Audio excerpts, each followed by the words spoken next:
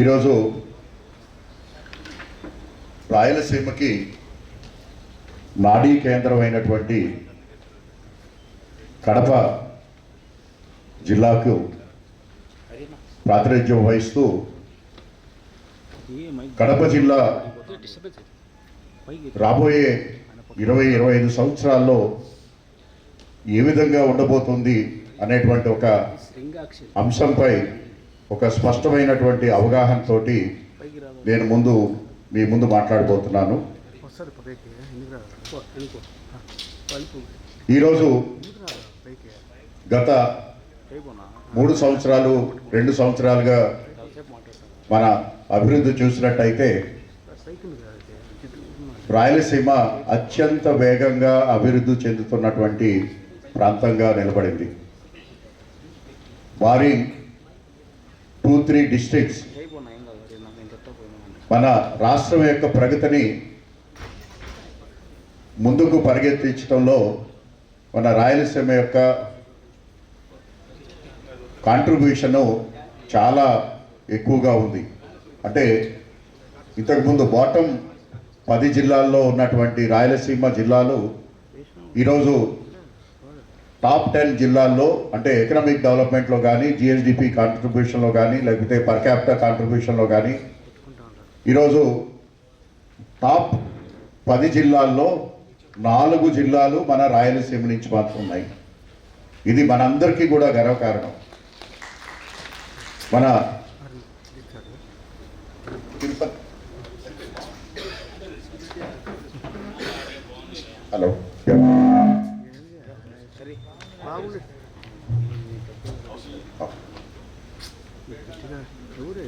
మన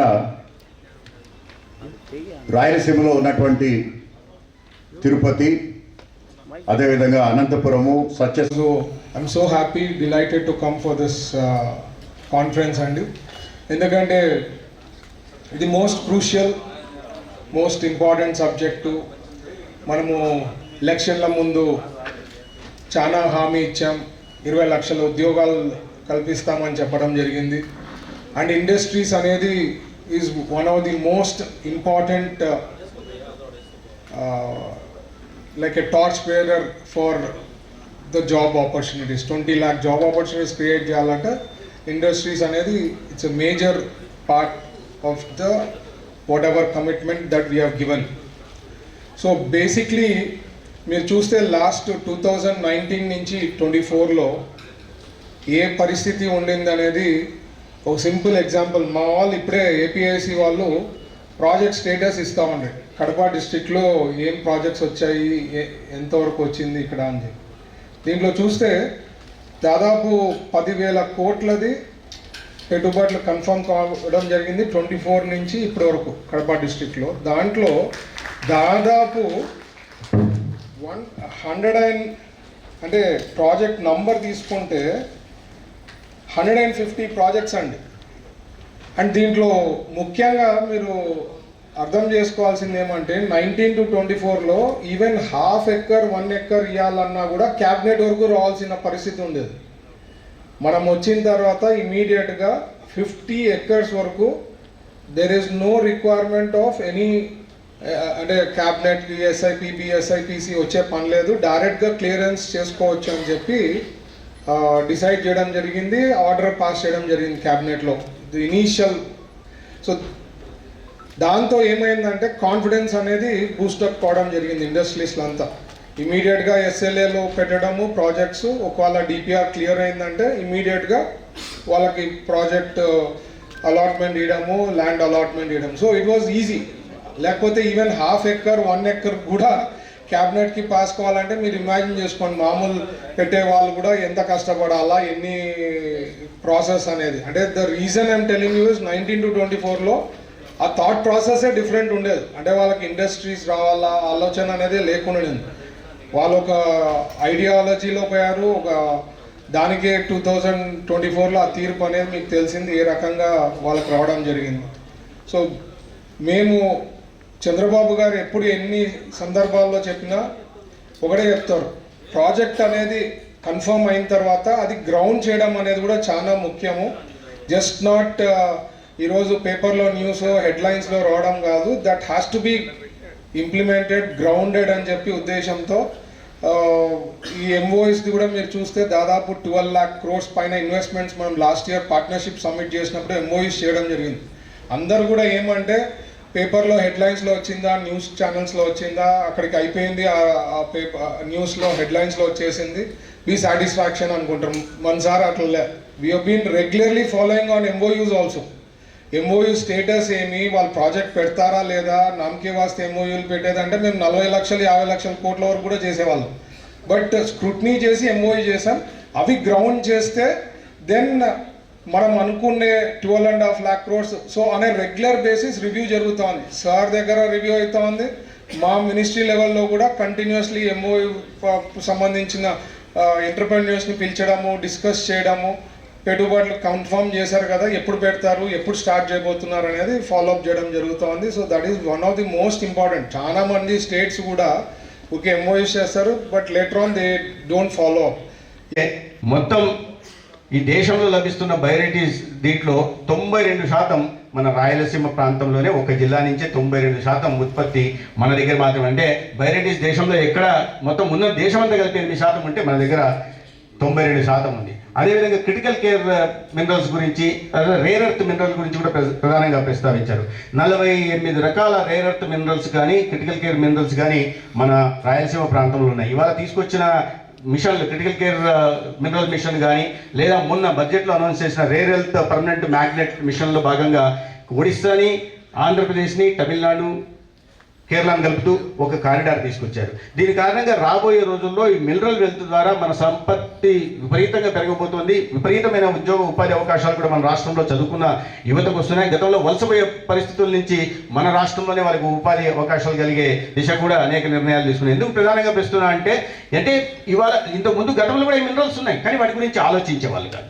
ఇవాళ అటువంటి పరిస్థితులు కాకుండా మారిన పరిస్థితులు మనం ఏది టీవీ వాడాలా, ఫోన్ వాడాలా, ఏది వాడు ఎలక్ట్రిక్ వెహికల్ వాడాలి, ఎలక్ట్రిక్ వెహికల్ గురించి మాట్లాడతాం, కానీ దానికి బ్యాటరీ తయారంటే లిథియం కావాలా, లేదంటే గ్రాఫైట్ కావాలా, చిప్స్ తయారు చేయాలంటే ఈ రేర్ ఎర్త్ మినరల్స్ ద్వారా ఇవాళ అటువంటి మినరల్స్ తయారు చేసుకోవడం ప్రభుత్వాలు కూడా ప్రత్యేకంగా దృష్టి పెట్టి ఈ కారిడార్లో ఏదైనా మినరల్ క్రిటికల్ కేర్ కారిడార్ కానీ రేర్ ఎర్త్ మినరల్ కారిడార్లు కూడా ఆంధ్రప్రదేశ్ని ప్రధాన భాగస్వామి చేయడం, దాని తర్వాత వాటిలో భాగంగా ఈ పెద్ద ఎత్తున పెట్టుబడులు పెట్టే దిశగా కూడా సెమీకండక్టర్ దీంట్లో కూడా మన రాష్ట్రానికి దాదాపు 4,700 కోట్లు ఇవాళ మిషన్ కింద పెట్టుబడులు వచ్చే పరిస్థితి ఉంది. ఈ మినరల్స్ని రాబోయే ఇంకా మన దగ్గర రెండోది మన దగ్గర వచ్చేది లైమ్ స్టోన్. రాష్ట్రంలో మొత్తం 35 సిమెంట్ ఫ్యాక్టరీలు ఉంటే మన రాయలసీమలోనే 25 సిమెంట్ ఫ్యాక్టరీలు ఉన్నాయి, చిన్న పెద్ద కలిపి. రాష్ట్రం అంతా కలిపి 63 మిలియన్ టన్నుల ప్రొడక్షన్ ఉంటే మన దగ్గర నుంచి దాంట్లో 55% కేవలం రాయలసీమ ప్రాంతం నుంచి ఆ సిమెంట్ ప్రొడక్షన్ అవుతుంది. మన ప్రాంతంలో ఉంటుంది. దాని కారణంగా ఇవాళ ఏ ప్రాంతం చూసినా ఒక కడప జిల్లాలోనే 8 పెద్ద సిమెంట్ ఫ్యాక్టరీలు ఉన్నాయి, ఒక కడప జిల్లాలో. దాని కారణంగా అనేక ఉద్యోగ ఉపాధి, దీంట్లో నేను చెప్పినట్టుగా అనేక మంది ముఖ్యమంత్రుల కాలంలో అనేక రకాలుగా ఉపయోగాలు జరుగుతూ వచ్చాయి. అంటే ఇంత పొటెన్షియల్ ఉంది, మినరల్స్ పరంగా కూడా ఇంత పొటెన్షియల్ ఉంది. ఆ పొటెన్షియల్ని రాబోయే రోజుల్లో యువత అందిపుచ్చుకోవాల్సి ఉంది. దానికి తగినట్టుగా ప్రభుత్వాలు కూడా పాలసీ తీసుకురావడం, మన ఇక్కడ కూడా ఇండస్ట్రియల్ పాలసీ తీసుకురావడం, కేంద్ర ప్రభుత్వం నుంచి కూడా మిషన్ల ద్వారా వాటికి రాయితీలు ఇవ్వకుండా ప్రోత్సాహకాలు ఇచ్చడం, మన ప్రొడక్టివ్ లింక్డ్ ఇన్సెంటివ్ కింద మరికొంత ప్రోత్సాహాలు ఇచ్చే దిశగా ఇవాళ అనేక కార్యక్రమాలు చేస్తుంది. దీంట్లో భాగంగా అనేక తీసుకుంటున్న కేంద్ర రాష్ట్ర ప్రభుత్వాలు తీసుకుంటున్న, ప్రధానంగా కేంద్ర ప్రభుత్వం తీసుకొస్తున్న అనేక కార్యక్రమాలు, స్టార్ట్అప్ ఇండియా అని, స్టాండప్ ఇండియా అని, మేడ్ ఇన్ ఇండియా అని, మేక్ ఇన్ ఇండియా అని, డిజిటల్ ఇండియా అని, స్కిల్ ఇండియా అని, క్లీన్ ఇండియా అని, ఫిట్ ఇండియా అని తీసుకొచ్చిన కార్యక్రమాల కారణంగా ఇవాళ యువతకి పెద్ద ఎత్తున ఉద్యోగ ఉపాధి అవకాశాలు కలుగుతున్నాయి. తర్వాత వాటిని సమర్థవంతంగా పూర్తి చేసే కార్యక్రమం. దీనికి సంబంధించిన ఈ 5 P'లకి సంబంధించిన మొదటిది ప్రజలు, ఆ యొక్క ప్రజల యొక్క జీవన విధానం, దాన్ని ఏ విధంగా ముందుకు తీసుకెళ్ళాలి. అన్ని రకాల రాజకీయ పార్టీలకు కానీ అన్ని రకాల సామాజిక సంస్థల యొక్క ఉద్దేశం ఆ విధంగా ప్రజల మనుగడి కనుక దానికి సంబంధించిన ఆలోచన ఏ విధంగా ఉండాలి, ఏ విధంగా ముందుకెళ్ళాలి. రెండోది ఆ ప్రాంతానికి సంబంధించిన పర్యావరణం, ఏ పర్యావరణలో ఆ యొక్క ప్రాంతం ఉందో ఆ పర్యావరణ ప్రాంతాన్ని ఆ విధంగా ముందుకు తీసుకెళ్లే విధంగా ఒక ఆలోచన ఏ విధంగా చేయాలి. ఆ యొక్క సస్టైనబుల్ డెవలప్మెంట్ ఈ మధ్య మనం ఎక్కువ మాట్లాడుకుంటున్నాం. చివరికి మన యునైటెడ్ నేషన్స్ కూడా మనకి సస్టైనబుల్ డెవలప్మెంట్ గోల్స్ అని చెప్పి SDG గోల్స్ అన్ని రకాల ప్రభుత్వాలు, రాష్ట్ర ప్రభుత్వం, కేంద్ర ప్రభుత్వం, లోకల్ బాడీ అయినా కూడా దాని ఆధారంగా వాళ్ళ యొక్క లక్ష్యాలు నిర్ణయించుకొని ముందుకెళ్ళాలని చెప్పి ఆ విధంగా SDG గోల్స్ అన్నాం. ఆ విధంగా పర్యావరణ పరిరక్షణలో అది అత్యంత ముఖ్యమైన పాత్ర కనుక పర్యావరణానికి సంబంధించిన హితమైన ఆలోచన ఏమిటి, దాని మార్గం ఏమిటి, అలాగే ఏ ప్రాంతం యొక్క అభివృద్ధి, ఆ ప్రాంతానికి సంబంధించిన వ్యవసాయం, ఆ యొక్క తాగునీరు, సాగునీరు యొక్క కల్పన మీద ఆలోచన ఉంటుంది. మనకి రాయలసీమ అంటే మొదటి నుంచి ఈ యొక్క సాగునీరు సంబంధించిన అనేక రకాల ఆలోచనతో రాయలసీమ అంటే అక్కడే ఆగిపోతుందని ఒక అభిప్రాయం. కానీ తప్పనిసరిగా దాని గురించి కూడా ఆలోచన చేయాలి. ఆ విధంగా వ్యవసాయానికి సంబంధించిన ఏ విషయాలు ఉన్నాయి, ఆ విధంగా పాడి పంటలకు సంబంధించిన ఇంకొక ఆలోచన, అలాగే 5వ ఆలోచన మన ప్రాంతానికి సంబంధించిన ఏ ప్రగతి కోసం మనం ఆలోచన చేస్తున్నాం, ఉపాధి కల్పన కావాలి, అందరిలో కూడా ప్రతి చేతికి పని కల్పన ఏ విధంగా జరగాలి అనే ఆలోచన. ఆ విధంగా పారిశ్రామిక ప్రగతి ఏదైతుందో తప్పనిసరిగా ఆ ప్రాంతంలో కావాలి. ఇవాళ ప్రారంభ ఏదైతే ఆలోచన ఉందో అది ఈ యొక్క పరిశ్రమలు, మన ప్రాంతాల్లో ఉండే పరిశ్రమ సంబంధించిన what are the opportunities, challenges and also our goals. ఆ విధంగా ఇవాళ ఈ యొక్క ముఖ్యంగా ఈరోజు ఉండే పూర్తి దినంలో 3 రకాల టెక్నికల్ సెషన్స్ జరుగుతాయి. ఇది ప్రారంభ సమావేశం మాత్రమే. ఆ విధంగా వాటిపైన ఇన్డెప్త్ ఆలోచన చేయాలని చెప్పి కొత్త ఆలోచనలు ఏవైతే ఇన్నోవేటివ్ ఐడియాస్ ఏమైనా కొత్త పుంతలు మనం తప్పనిసరిగా ఆ విధంగా ప్రభుత్వానికి కూడా మనం మార్గదర్శిగా మారాలి. అటువంటి సమావేశం. అలాగే 5వది అతి ముఖ్యమైనది, మనం సంబంధించిన మన సభ్యత, వికాసం, అలాగే మన ప్రాంతాన్ని ఎవరైనా ఎందుకు ఆలోచన చేయాలి. రాయలసీమ అంటే అందరికీ కూడా ఆలోచనలో కొన్ని స్పృశిస్తాయి. ఒక వ్యక్తి పేరు చెప్తే ఆ వ్యక్తి లక్షణాలు బట్టి ఆ వ్యక్తి గురించి మనం ఆలోచన చేస్తాం. అలాగే స్టోరేజ్ ప్రాజెక్ట్స్ పరంగా కానీ 11 గిగావాట్ని ఉత్పత్తి చేస్తున్నాం. దేశంలో మొత్తం 280 గిగావాట్లు ఇవాళ ఈ క్లీన్ ఎనర్జీ జనరేట్ అవుతుంది. దాంట్లో 11 గిగావాట్లు మన రాయలసీమ ప్రాంతం నుంచి మాత్రమే అవుతుంది. అది అనంతపూర్ నుంచి, కర్నూలు నుంచి లేదా కడప ప్రాంతం నుంచి. ఇవి కాకుండా మొత్తం మనం 2030 నాటికి 500 గిగావాట్లు జనరేట్ చేయాలి. మనం ఇవాళ ఆధారపడడం ఇంపోర్ట్స్ మీద ఆధారపడాల్సిన పరిస్థితుల నుంచి, ఆయిల్ గురించి కావచ్చు, ఇతర వాటి వాళ్ళకి ఆ డిపెండెన్స్ తగ్గించడం కోసం నరేంద్ర మోడీ గారు తీసుకుంటే, ప్రధానమంత్రి నరేంద్ర మోడీ గారు తీసుకున్న అనేక నిర్ణయాల భాగంగా ఎనర్జీ సెక్యూరిటీ మీద ప్రత్యేకంగా పెట్టారు. దానికి సంబంధించి అనేక రకాలైన సబ్సిడీలు ఇవ్వడం, ప్రోత్సాహకాలు ఇవ్వడం కానీ, లేదా ప్రొడక్టివ్ లిక్విడ్ ఇన్సెంటివ్ సోలార్ రంగంలో ఇచ్చిన కారణంగా ఇవాళ సోలార్ మీద, విండ్ మీద ప్రత్యేకంగా దృష్టి పెట్టడం.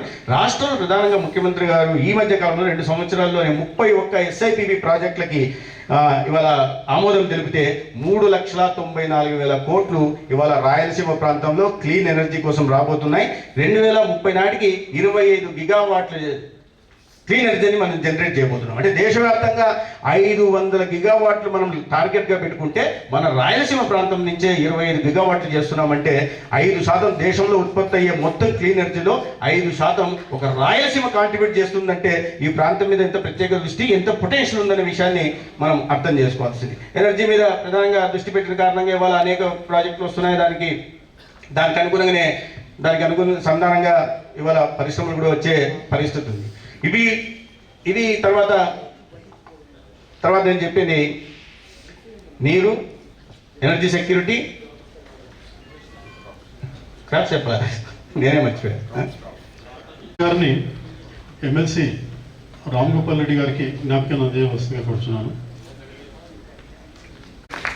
ఈ కాలాంశానికి విచ్చేసి కావాలి. ఆ విధంగా పర్యాటకం ఏదైతుందో అతి ముఖ్యమైన అంశం. ఆ విధంగా ఈ యొక్క 5 అంశాలు ఏదైతుందో వీటి పైన ఆలోచన చేసి ఒక విజన్ డాక్యుమెంట్ తయారు చేసుకోవాలి. ఈ 5 పైన ఒక విజన్ డాక్యుమెంట్, అలాగే మొత్తం రాయలసీమ సంబంధించి ఒక విజన్ డాక్యుమెంట్. దీనికి ఎండ్ ఉండదు. ఒకసారి ఆర్బిట్ లో మన శాటిలైట్ పెట్టేస్తే ఆ శాటిలైట్ ఏ విధంగా తిరుగుతుందో ఆ విధంగా కేంద్ర రాష్ట్ర ప్రభుత్వాల యొక్క ఆలోచన పదంలో దీన్ని తీసుకెళ్లి ఆ ట్రెజెక్టరీలో పెట్టే ఒక ఆలోచన. ఆ విధంగా దాన్ని ఇంకా ఒకసారి ఆర్బిట్ లో పెట్టేస్తే ఆ విధంగా పెట్టి రాయలసీమ ఆర్బిట్ లో పెట్టడానికి పార్టీ యొక్క నాయకుడు, అలాగే ఇవాళ ప్రభుత్వంలో అతి ముఖ్యమైన శాఖ వైద్య ఆరోగ్య శాఖకి, అలాగే కుటుంబ సంబంధించిన ఎప్పుడు చేశారు ఆయన ప్రయాణ ఆర్టీఓ కానీ, సబ్ కలెక్టర్ కానీ, జాయింట్ కలెక్టర్ కానీ, కలెక్టర్ కానీ, మిగతా అనేక రకాల శాఖలు చేస్తున్నారు. ఇక్కడ ఆ విషయం పట్ల, ఆ ప్రాంతం పట్ల, అనేక రకాల విషయాల పట్ల అంటే స్వయంగా అవగాహన ఉండి కేవలం పరిపాలన సంబంధించిన అంశమే కాకుండా నేను 3 నిమిషాలు అయిపోయేస్తా. మా వాళ్ళు మాధవ్ గారు ఉన్నారు, మంత్రి గారు ఉన్నారు, భరత్ గారు, చాలామంది ప్రొఫెసర్స్ మాట్లాడారు. మాది రాయలసీమ, రతనాలసీమ ఇవన్నీ చెప్పినట్టే. మాది పౌరుషగడ్డ. గతం ఎంతో ఫ్యాక్షన్ ఉండేది, మార్చినాం, ఫ్యాషన్గా మారింది. ముఖ్యమంత్రి గారు రాయలసీమ వాసి, ప్రతిదానికి అడ్డపడే ప్రతిపక్ష నాయకుడు రాయలసీమ వాసి. అడపుల ఏది చేసినా నాదే అంటాడు. పంచభూతాలు కూడా నాదే అని చెప్పగలిగిన ప్రతిపక్ష నాయకుడు ఇక్కడ ఉన్నాడు. కాబట్టి వీటి విషయాలు దృష్టిలో పెట్టుకొని ఇక్కడ మినరల్స్ ఉన్నాయి, శ్రీశైలంలో వాటర్ ఉంది, ఆధ్యాత్మికంగా ప్రపంచంలో మేటి తిరుమల కూడా రాయలసీమ, శ్రీశైలం రాయలసీమ, కాళహస్తి. నేను మాధవ్ గారు చాలా విషయాలు చెప్పాను. యాగంటి, అక్కడ ధర్మవరం, ఆ పైన లేపాక్షి, మాది గండికోట క్షేత్రం. అంటే ఆధ్యాత్మికంగా ఉంది, ఇండస్ట్రీ పరంగా ఉంది, మినరల్స్ పరంగా ఉంది, వాటర్ పరంగా ఉంది. గౌరవ ముఖ్యమంత్రి గారు, ప్రధానమంత్రి గారి చొరవతో కొప్పర్తి, ఓరుగల కూడా 2 క్లస్టర్స్ రాయలసీమలో ఉన్నాయి. హైవేలు, ఒకవైపు హైవేలు ఇటు సూరత్, చెన్నై దగ్గరగా చెన్నైకి పోయేదానికి, లేదా బెంగళూరుకి గ్రీన్ మార్క్, అటు అమరావతి కానీ అటు అనంతపురం కానీ బెంగళూరు పోయేదానికి మార్గం ఉంది. మాది డ్రై జోన్ కూడా. ముఖ్యంగా చాలామందికి డ్రై జోన్లో ఉండే బెనిఫిట్ ఒకవేళ కరువే కావచ్చు, కానీ డ్రై జోన్లో ఏదైనా ఇథనాలు స్టాక్ పెడితే ఎప్పటికీ పర్మనెంట్గా ప్రపంచ దేశాలకు పంపించేదానికి. మాది నాన్ సైక్లోన్ జోన్, మాది సీడెడ్ జోన్. దీనివల్ల ఏదైనా ఇది సెరికల్చర్ కానీ హార్టికల్చర్ కానీ పండేదానికి ఉపయోగపడే జోన్. ఒక ఆయన చంద్రశేఖర్ గారు చెప్పినాడు మాకు, మెడిసినల్ ప్లాంట్ ఎక్కువగా పండేదానికి గట్టి కండ ఉండే ప్రాంతం, మినరల్స్ ఉండే ప్రాంతం. కాబట్టి ఆరోమాటిక్ పంటలు కానీ లేదా మెడిసినల్ ప్లాంట్ కానీ. అదే కాకుండా మా నల్లమల్ల కొండల్లో 2000కు పైగా మంచి మొక్కలు, ఔషధ మొక్కలు పండే ప్రాంతం. ఒకప్పుడు వెంకటేశ్వర స్వామి అహోబిలం నుండి పెళ్లి నిమిత్తము అక్కడికి తిరుమల పోయేటప్పుడు కింద ఆయనకు ముళ్ళు పుచ్చుకుంటే రక్తం కడితే అందులో నుంచి పుట్టిన ముక్కే ఎర్రచందనం. ఆ ఎర్రచందనం కూడా మా రాయలసీమలో ఉంది. దాని ప్రపంచ దేశాల్లో వివిధ పడుతున్నారు రకరకాలుగా. కాబట్టి ఇన్ని రకాలుగా ఉండే ఉపయోగపడే ఈ రాయలసీమను బాగు చేసే దానికోసం గౌరవ ముఖ్యమంత్రి గారు పోలవరం టు బనగచర్ల నల్లమల్ల సాగర్ ప్రాజెక్టుకు దాదాపు 56,000 కోట్ల ప్రాజెక్టుకు కేంద్రం అనుమతిస్తారని కోరుకుంటున్నాం. అది కాకుండా రాయలసీమ హక్కు పెడుతూ 40,000 కోట్లు మన బడ్జెట్లో కూడా ప్రవేశపెట్టారు. అది కూడా టోటల్ కేంద్రమే. కాబట్టి కేంద్ర సహకారం కూడా ఉంది రాయలసీమకు. మన గౌరవ ప్రధానమంత్రి గారు శ్రీశైలం గురించి, మన ఓరవకల్ గురించి చాలా విషయాలు చెప్పిపోయినాడు. కొప్పర్తికి అయితే 5,000 కోట్లు, ఓరవకల్కి 5,000 కోట్లు డబ్బులు కూడా ఇవ్వడం జరిగింది. కాబట్టి ఇక్కడ మీరే చెప్పినట్టు మా వాళ్ళు మేధావులు కూడా ఉన్నారు. మేధావులతో కూడిన, కవులతో కూడిన, అన్ని రకాలుగా కూడిన ఈ యొక్క రాయలసీమను బాగు చేసే దానికోసం గతంలో ఉండే దరిద్రం పోయింది, అన్ని రకాలుగా అభివృద్ధి చెందేదానికోసం ఈ యొక్క సమర్థనాలు పెట్టిన ఈ కార్యక్రమం చాలా చక్కటిది. అది హృదయపూర్వకంగా పికప్ కావాలని చాలా విషయాలు నేను వచ్చేటప్పుడు మా సత్యకుమార్ గారు దాదాపు అర్ధగంట సేపు నేను రాసుకునేంత చెప్పినాడు. కాబట్టి ఆయన అయితే వినలే మన మినిస్టర్ గారిది. కాబట్టి ఈ విషయాలన్నీ దృష్టిలో పెట్టుకొని ఇండస్ట్రీస్ వాళ్ళు రావాలని, ఐటీ కూడా అవకాశం ఉంది ఇక్కడ. కేవలం మీరు rising Rayalaseema industry innovation investment అన్నారు. నేను పదే చెప్తున్నా 4 ITs అని. ఇండస్ట్రీ కానీ, ఇరిగేషను, ఇన్ఫ్రాస్ట్రక్చరు, ఇన్వెస్టిగేషన్లు, వెల్ఫేరు, ఎంప్లాయ్మెంటు, టూరిజం, ఈ 7 పార్ట్లు అంటూ ఉంటే రాయలసీమకు చక్కటి అవకాశం ఉంది. ప్రపంచంలోనే ఇక్కడ మా జమ్మనోడులో అయితే బగబగా మండే ఒక పాట ఉంది. బగబగా నేను కూడా అనుకునేవాడిని, రాయలసీమలో అనేక రకాలైన వనరులు ఉన్నాయి, సంపద ఉంది.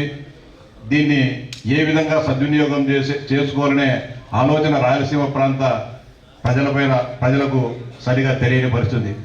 ముఖ్యంగా ఒకవైపు ఖనిజ సంపద, అదేవిధంగా ప్రపంచ ప్రఖ్యాతిగాంచిన ఎర్రచందనం కానీ, గంధపు చెట్లు కానీ, ఇవన్నీ కూడా మన ప్రాంతంలో అపారంగా ఉన్నాయి.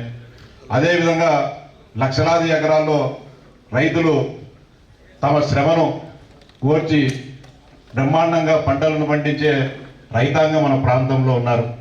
ఒకవేళ ఖనిజాలకు కావాల్సిన పారిశ్రామికవేత్తలు ఉన్నారు, దానికి సంబంధించిన మేధస్సు ఉంటుంది. కానీ ముఖ్యంగా విజ్ఞప్తి ఇక్కడికి ఉండి వచ్చిన శాస్త్రవేత్తలకు కానీ పెద్దలకు కానీ లక్షలాది ఎకరాల్లో మనం పంటలు పండిస్తున్నాం. సరైన మార్కెటింగ్ సౌకర్యాలు లేని పరిస్థితి ఉంది. వాటిని ఎక్కడ అమ్ముకోవాలో తెలియని పరిస్థితి ఉంది. ఈ రోజు కూడా దళారుల కబందాస్తాల్లోనే రైతులు నలిగిపోయే పరిస్థితి ఉంది. ముఖ్యంగా ఈ ప్రాంతం నుండి లక్షలాది ఎకరాల్లో టమాటా పండిస్తున్నారు, మామిడి ఉంది, చీని ఉంది, అరటి ఉంది.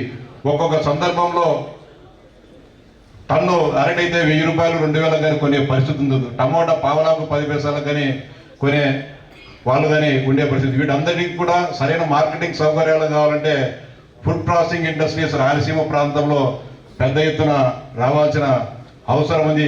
కానీ దానికి సంబంధించిన అందరూ మాటలకే చెప్తున్నారు తప్ప రైతాంగాన్ని వాళ్ళను రైతులకు నాలెడ్జ్ పెంచే వాళ్ళు కానీ ఏ విధంగా అయితే ఈ పరిశ్రమలను మనం మార్కెటింగ్ చేయొచ్చు, ఏ విధంగా ధర తక్కువగా ఉండేటప్పుడు ఆ ఉత్పత్తులను మనము దాన్ని నిల్వ చేసుకునే సౌకర్యం లేదు. ఇక్కడంటే నేను చాలాసార్లు మా పులివెందులు కానీ లేకుంటే కమలాపురం ప్రాంతంలో చీనీ పంట బ్రహ్మాండంగా వెళ్తుంది. కానీ అన్ని పంటలు కూడా గుద్దు తీస్తున్నారు. కానీ చీనీ పంటకు దాంట్లో ఇత్తనం తీసే టెక్నాలజీ ఈ రోజు కానీ ఎవరిని అడిగినా కానీ చెప్పడం లేదు. సరే కోల్డ్ స్టోరేజ్ వ్యవస్థ అయినా కానీ చీనీ కానీ నిమ్మకు కానీ ఉంటుందంటే ఎవరు కూడా దానికి సంబంధించిన సరైన సమాధానం చెప్పే పరిస్థితి కూడా ఏ శాస్త్రవేత్త కానీ ఏ అధికారి కానీ హార్టికల్చర్ అధికారులు కూడా ఎవరు చెప్పడం లేదు. మీకు అందరూ